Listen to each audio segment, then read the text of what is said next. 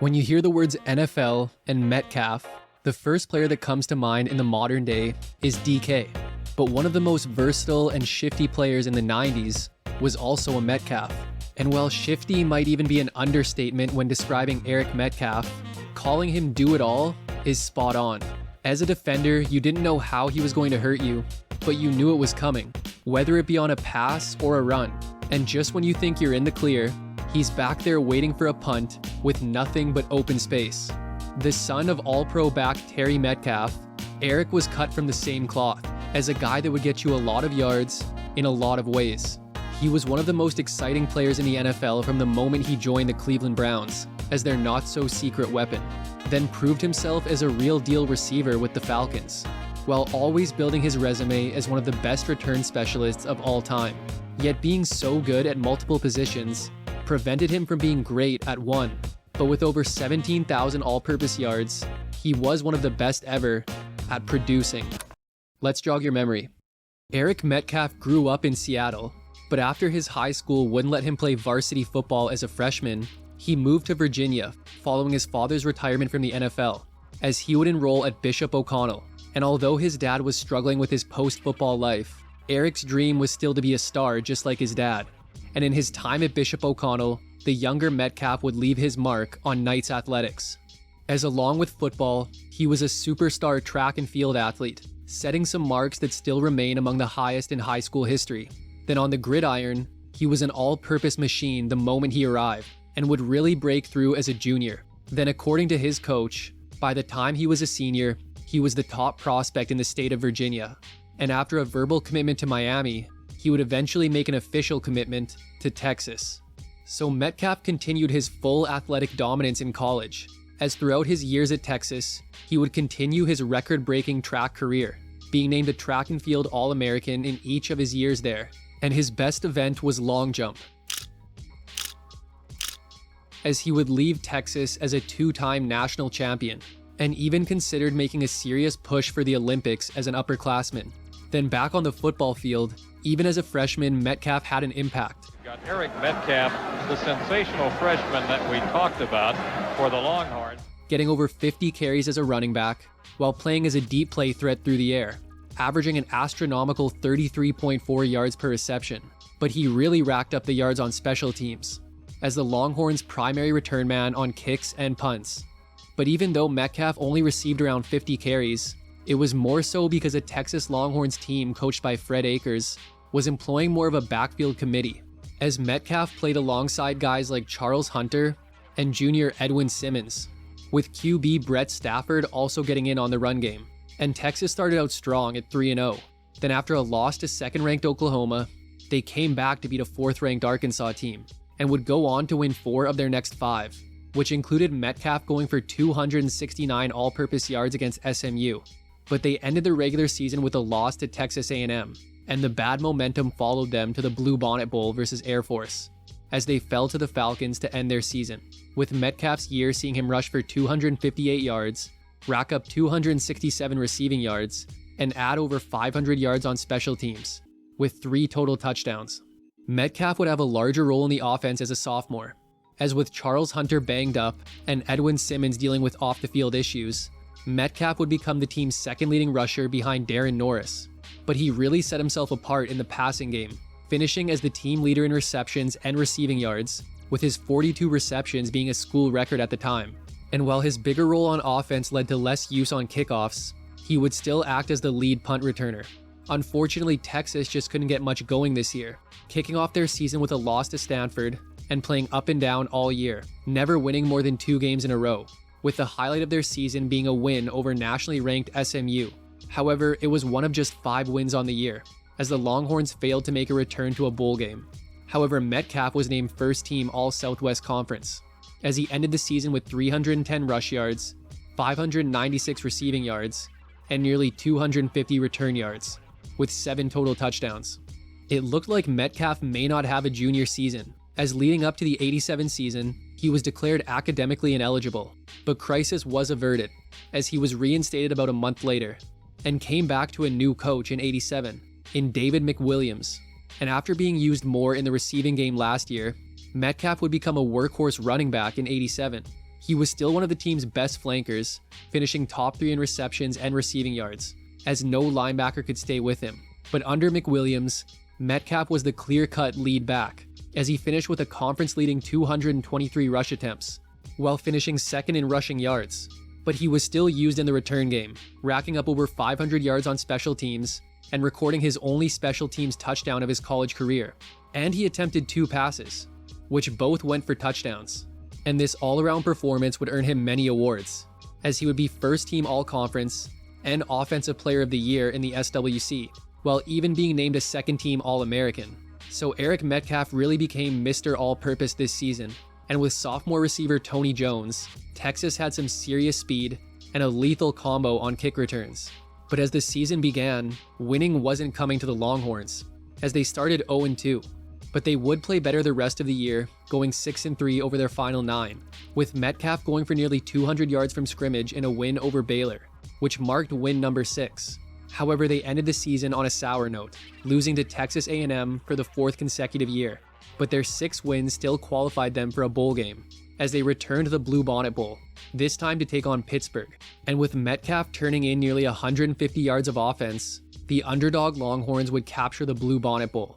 And Metcalf's overall season ended with him rushing for 1,161 yards, while adding 234 yards through the air, and leading the way on special teams, with over 500 yards, and altogether finding the end zone 11 times. Metcalf was understandably a focal point of the offense in '88, as he was also considered a Heisman favorite. He again acted as the team's leading rusher, yet wasn't able to crack the 1,000-yard mark. But with so many teams focusing on stopping Metcalf in the run game, it allowed a lot of big plays to Tony Jones, and a lot of dump-offs to Metcalf, as they would tie for the team lead with 42 receptions. But Texas cycled through 2 QBs in Shannon Kelly and Mark Murdoch, and with a struggling offensive line, their offense took a step back from last year, and it showed in their team success, as although they would manage a good 3-1 start to their season, it went downhill after that, losing their next 4 and dropping to below 500 late in the year. Then after a win over TCU, they would fall to Baylor and then lose a heartbreaker to A&M, as Texas ended their disappointing season at 4-7, with Metcalf's senior campaign seeing him again be named a first-team All-Conference member after putting up 932 rush yards, 333 receiving yards, and over 300 yards on special teams. But now Metcalf would continue following in his dad's footsteps, putting his name into the 1989 NFL Draft as one of its most intriguing prospects. So Cleveland is selecting in Denver's place on the first round, and they choose Eric Metcalf, running back, Texas. So a stacked '89 draft would see Metcalf selected 13th overall by the Cleveland Browns. But they had to trade up with Denver for that pick, and they gave up a lot. Denver trades the current choice, their 13th pick in the first round, to Cleveland for Cleveland's 1st, Cleveland's 2nd, Cleveland's 5th, and Cleveland's 9th. So Cleveland needed a pass catcher out of the backfield after trading away dual threat back Ernest Biner, but Metcalf would be thrust into an even larger role due to Kevin Mack missing 3/4 of the season. So first-year head coach Bud Carson had some unexpected adjustments to make and had to try and figure out the best way to use Metcalf. So the rookie scat back would end up leading the Browns in rushing. And while QB Bernie Kosar's #1 target in the passing game was Webster Slaughter, Metcalf was still heavily involved, finishing as a top 3 pass catcher on the team and overall leading the team with 10 touchdowns. And while he didn't return any punts, he would act as their main kick returner as well. So Metcalf was definitely being used, and the Browns were looking good, improving their scoring amidst the backfield changes and still boasting one of the league's best defenses. But the AFC Central was up for grabs all year, and it came down to the season finale between Cleveland and Houston, with the winner being crowned the division champ, and the Browns would stave off an Oilers comeback, with Metcalf contributing a huge first-quarter touchdown before leaving in the second with a foot injury, as Cleveland captured the AFC Central and got a divisional matchup with Buffalo. And Metcalf was back for this game and kept the big plays coming. To the 20, 30, 40, 90 yards! So on offense, Metcalf wasn't really involved, but right after Buffalo scored a third-quarter touchdown, Metcalf got those points right back on a 90-yard return, In a game the Browns would hold on to win by 4, as they had earned a spot in the AFC Championship. The title game brought the Denver Broncos, and once again, Metcalf was not very involved on offense, and he wasn't able to make magic twice on special teams, as the Browns would fall to the Broncos, and Metcalf's rookie season ended with him rushing for 633 yards and hauling in 397 yards through the air, while adding over 700 yards on special teams and scoring 10 total touchdowns. After his promising rookie season, it seemed that Metcalf was in line for an even bigger role, and that would be partially true. He was used about the same in the passing game, but produced slightly better. Yet in the running game, his attempts were cut by more than half, as Kevin Mack played the majority of the season. But in year 2, Metcalf would clearly establish himself as one of the most dangerous return men in the NFL, leading the league in kick return yards, while taking 2 of them to the house, and overall finishing top 5 in all-purpose yards. So while Metcalf was among the team's best producers, a poor year from Kosar really affected the team's offense, as they were one of the lowest scoring teams in the league, and their defense was dead last.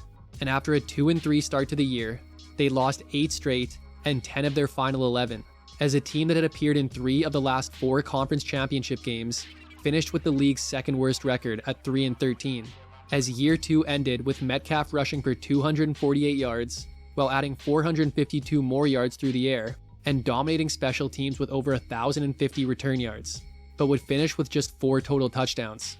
Yet big changes were coming, heading into the 1991 season. So with a new coach in Bill Belichick, the Browns' defense was expected to improve. But what would he do with the offense, especially Metcalf, whose role was still quite undefined? But the first change Belichick made was putting Metcalf on punt returns as well as kick returns, which seemed like a match made in heaven, with Metcalf being one of the biggest open field threats in the league. But now he was barely being used in the running game, getting just 30 carries over his first 8 games. But after his best game of the season, in a Week 8 win over San Diego, where he surpassed 100 yards from scrimmage for the first time this year, he would earn a starting nod for a Week 9 matchup with Pittsburgh.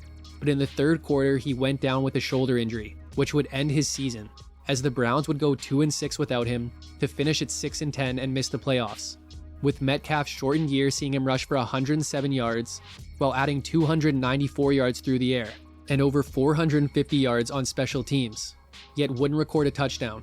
But Metcalf was growing tired of his lack of a defined role in Cleveland, and it seemed like he would want out sooner rather than later.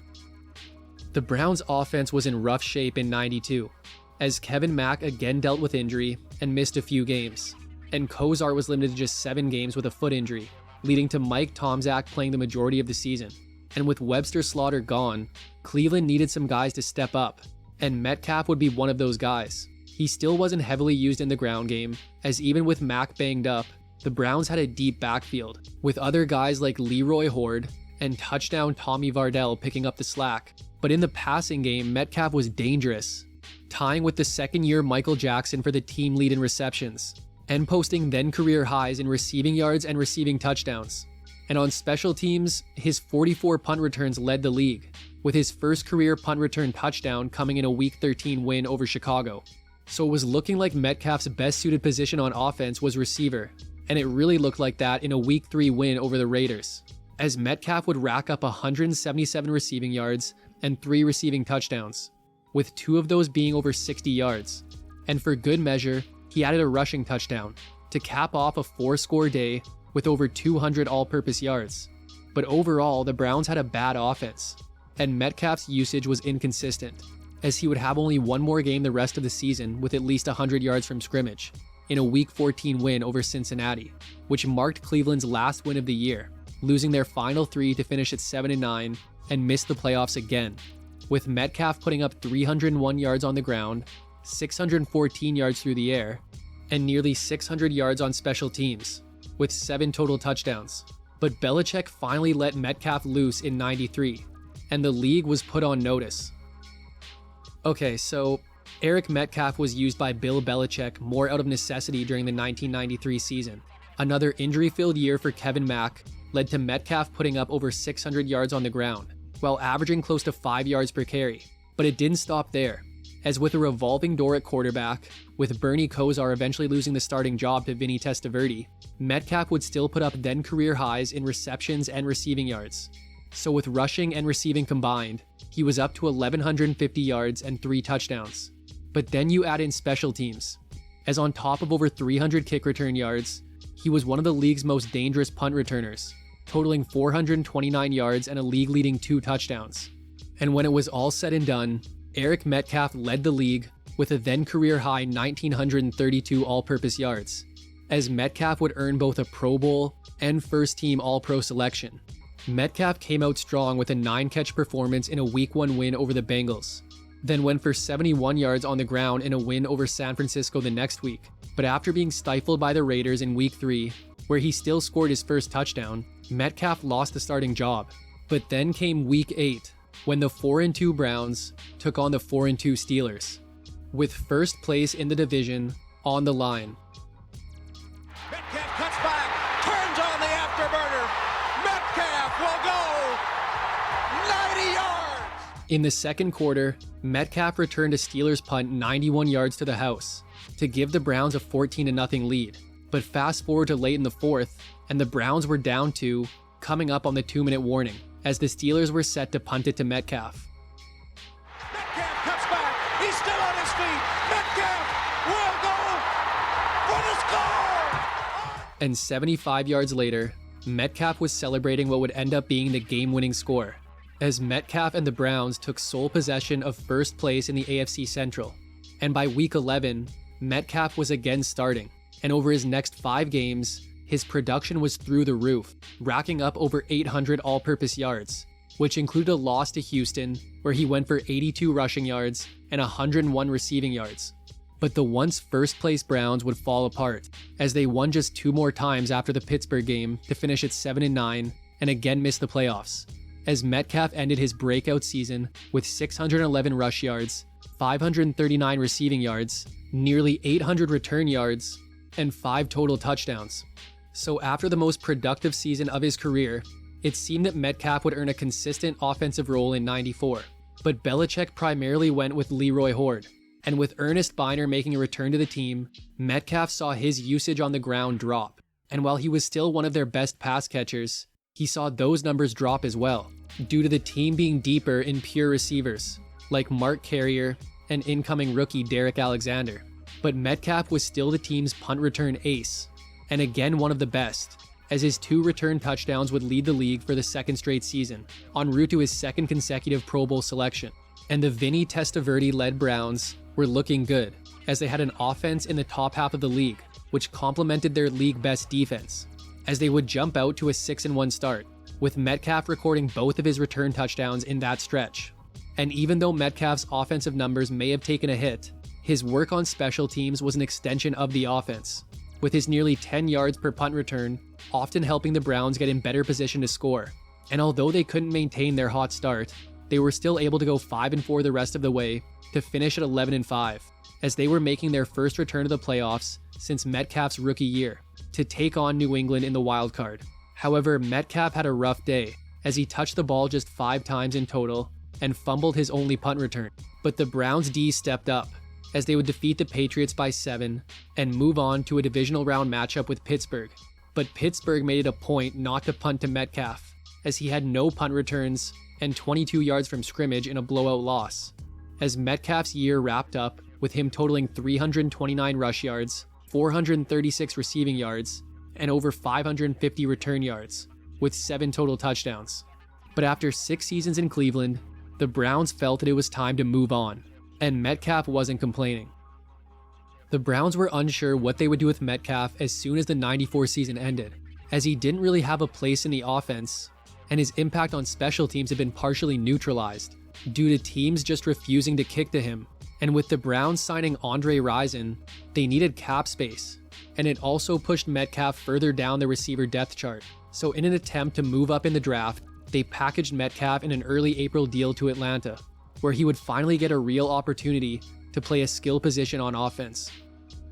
So Metcalf joined one of the league's better offenses, with Ironhead Craig Hayward leading the ground game, and rocket-armed QB Jeff George spreading it around to a wealth of receivers, as he now had Metcalf along with Terrence Mathis and Burt Emanuel, as these 3 would each surpass the 1,000-yard mark this season. but it was Metcalf who would pace the team as their slot receiver, shattering his previous career bests in all major receiving categories, as his 104 receptions would even be a top 10 mark in the league. And with a much larger receiving role, he rarely operated out of the backfield, but he remained an ace on special teams, as even though opponents often kicked away from him, he still managed a punt return touchdown. Metcalf looked incredible after his first 3 games, as the league's leading receiver, averaging over 110 yards on 30 receptions. And while he would only record 2 100-yard receiving games on the year, his value was in his consistency, as his quickness off the line and elite change of direction led to easy, high-percentage throws. And overall, he would have at least 3 catches in every game and drop below 40 yards receiving just once. However, as the season went on, he was hauling in less of his targets, but when he was needed most, he came through, as the final game of the year pitted the Falcons against the Niners, with the Falcons needing a win to clinch a playoff spot. And late in the game, Metcalf would haul in a pass to convert a crucial 4th down, eventually leading to the Falcons scoring the game-winning touchdown to finish at 9-7 and make their first playoff appearance since 1991, as Metcalf wrapped up his regular season with a career-high 1,983 all-purpose yards. Metcalf would start the Falcons matchup with Green Bay with a bang, as he converted a 65-yard catch and run to open the scoring, and finished the game with a game-high 8 receptions for 114 yards and the 1 score, as overall he racked up over 200 all-purpose yards. But Green Bay turned it on after the Metcalf touchdown and won by 17, as Metcalf's first year in Atlanta saw him haul in 104 balls for 1,189 yards and 8 touchdowns, while adding 133 yards and a touchdown on the ground, and over 650 yards in the return game. So Metcalf seemed like a great pickup for the Falcons, and they were hoping to build on last year, but everything fell apart in '96. One positive for the team was 3rd-year running back Jamal Anderson having a breakout year, but that was one of their few positives. At this point, Metcalf would rarely be used at running back for the remainder of his career, but he would have a solid start to this season, with nearly 250 receiving yards and nearly 800 all-purpose yards after 4 games. But Jeff George was benched after 3 games and replaced with Bobby Hebert for the rest of the year, and he would struggle. And the reason Metcalf's all-purpose yards were so high was because he was averaging nearly 5 kick returns per game, as the Falcons were giving up a lot of points en route to a horrific 0-8 start, and Metcalf's production would significantly decline with Hebert throwing him the ball. But regardless, from week 12 until week 17, he played some of the best football of his entire career. Over the team's final 6 games, he scored all 6 of his receiving touchdowns, with a season-high 9-catch, 122-yard, and 2-touchdown performance coming against the Bengals in Week 13, while also recording a receiving touchdown in each of his final 3 games, as overall he would finish top 3 in the league in all-purpose yards. But winning never really accompanied his great play, as Atlanta would finish the year at 3-13, with Metcalf's up-and-down season seeing him haul in 54 passes for 599 yards and 6 touchdowns, while adding 1,034 yards on kick returns. But Metcalf was a free agent following the season, and he'd be moving on to career stop number 3. Metcalf would sign a 2-year deal with San Diego and join a Chargers team with a new head coach in Kevin Gilbride, who brought with him a more open offensive play style, which he felt Metcalf would excel in. And while this was a good idea in theory, the Chargers didn't really have the personnel to be effective, with QBs Stan Humphrey and Craig Wheelahan each spending about half the season as a starter. So while Metcalf would still finish 2nd on the team in receiving yards and 3rd in receptions, having less than stellar quarterback play led to some of his lowest numbers in years. But he would still manage his 3rd Pro Bowl and 2nd first-team All-Pro selection, and that was because of his work on special teams, as he would record over 300 yards on kick returns and would be arguably the best punt returner in the league, with a career-high 489 return yards and a league-leading and career-high 3 return touchdowns, with 2 of those coming in a Week 10 loss to Cincinnati, when he had 168 punt return yards and 2 touchdowns, then added his 3rd in Week 14 versus Denver. But San Diego collapsed after a respectable 4-4 start, as they lost their final 8 to finish the year at 4-12, with Metcalf's year as a Charger seeing him haul in 40 balls for 576 yards and 2 touchdowns, while adding 489 punt return yards and 3 more touchdowns. But after the season, Metcalf would be included in one of the most infamous trades in NFL history. After a 1997 season, which saw Eric Metcalf act as one of San Diego's best producers at the receiver position and turn in one of the best special team seasons of his career, en route to a first-team All-Pro selection, the Chargers decided to leverage him while his stock was high, as they would include Metcalf in a package sent to the Arizona Cardinals to move up from the 3rd overall pick to the 2nd overall pick in the '98 NFL Draft. And with that pick, the Chargers would select quarterback Ryan Leaf, one pick after Peyton Manning, in what ended up being one of the worst draft choices in NFL history. But for Metcalf, he would have a full circle moment, joining the team that his dad excelled on over 2 decades earlier. So going into the '98 season, Cardinals fans likely felt like they had stepped into a time machine, as they hadn't seen a number 21 Metcalf jersey since the mid-'70s. But here was the 10-year veteran Eric Metcalf donning his dad's old jersey. And while Metcalf would still be a contributor in the receiving game, he would see a further drop in his production, as he was continuing to transition into more of an exclusive return role. And while his 1,218 kickoff return yards would be a career high, he would have a down year with punt returns, putting up a career low 6.9 yard average. But the Cardinals were surprising people this year, as they went into the season finale versus San Diego, needing a win to secure their first playoff berth since 1982. And Metcalf came up huge against his old team, returning a kickoff 46 yards in the final seconds, which set up the game-winning field goal, as Arizona was set to take on an aging but favored Cowboys team in the wild card. Yet the Cardinals continued to defy the odds, with a 20-7 win, which even saw Metcalf get involved in the offense, with 3 receptions.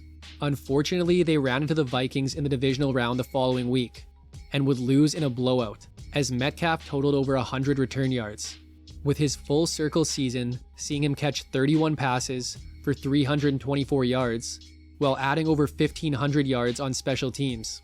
But Metcalf's contract was up, and he would again be a free agent, first signing with the Baltimore Ravens, yet after being released, he would be picked up by the Carolina Panthers, joining the team as a return specialist and not much else. But he had another down year on the punt returns, and wasn't the lead kick returner, as his numbers were modest for a Panthers team who finished at 8-8 and missed the playoffs, as Metcalf finished the year with 11 catches for 133 yards, while adding 238 yards on punt returns. But now, after a couple down years, Metcalf's NFL future was up in the air, as he wouldn't appear in the 2000 season, but it turned out it wasn't the end for Metcalf's career. Leading up to Week 7 of the 01 season, Metcalf would sign with Washington, then known as the Redskins, the same team that his father finished his career with. And in his first game back versus the Giants, on his first punt return since 1999, Eric Metcalf took it 89 yards to the house, at the time taking sole possession of the career return touchdown record with 12, to pass Brian Mitchell. Yet Mitchell would recapture the record the following season, as in just 10 games, Metcalf would rack up more than 400 return yards. Yet Washington would finish with an 8-8 record and miss the playoffs, as Metcalf's return saw him finish with 4 catches for 19 yards, along with 412 punt return yards and a touchdown.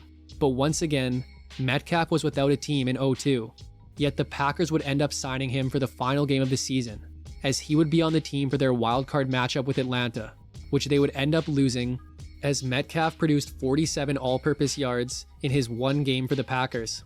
But this would mark the official end for Eric Metcalf's career, retiring after the season as one of the greatest all-purpose players in NFL history, with nearly 8,000 yards from scrimmage and over 9,000 return yards.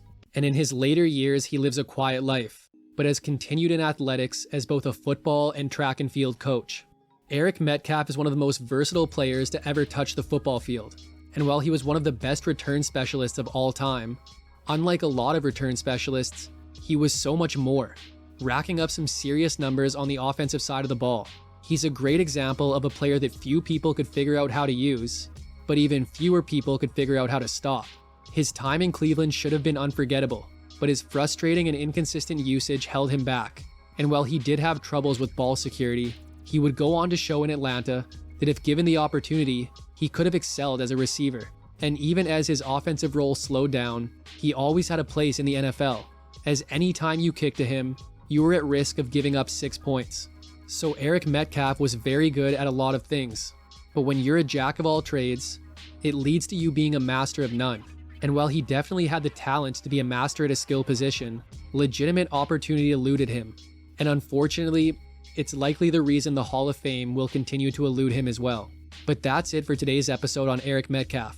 Hope you enjoyed it, and make sure to subscribe for more videos like this one.